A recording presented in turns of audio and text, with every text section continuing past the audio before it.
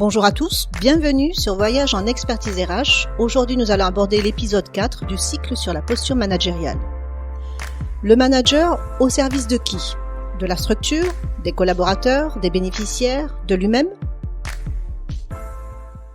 Cet équilibre à respecter au quotidien n'est pas simple tous les jours et pourtant il est essentiel de se poser les questions sous ces 4 angles. En quoi les décisions, les choix, les actions, les objectifs sont au service de chacun de ces 4 destinataires. Et souvent on a tendance à oublier le 4e destinataire. Notre fonction de manager doit aussi être au service de soi-même, son propre équilibre, le sens donné, ses valeurs, etc. Évidemment, il ne s'agit pas de créer le parfait équilibre, puisque tout simplement c'est utopique, mais de réellement poser en quoi concrètement chaque décision, action, proposition ou choix répond à ces 4 niveaux.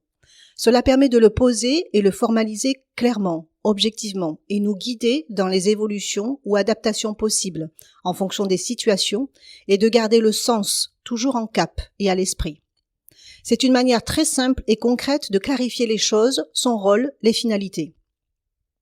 Alors qu'une question subliminale qu'un manager peut se poser, est-ce que je suis à la hauteur dans mon rôle de manager, on préférera cette question plus essentielle, réaliste et juste, en quoi mes choix, décisions, actions et propositions vont servir la structure, les collaborateurs, les bénéficiaires et moi-même.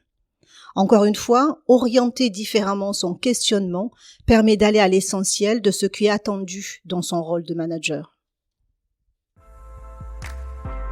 Et si la posture managériale était simplement un changement de lecture sur ce qu'on attend de soi-même dans son rôle, sur ses croyances éducatives de la fonction managériale et sur l'acceptation des erreurs comme singularité de son identité de manager. Désacralisons l'idéal pour redonner de la réelle valeur à la réalité du quotidien d'un manager, c'est ce qui fait de lui un manager extra, plus loin, ordinaire.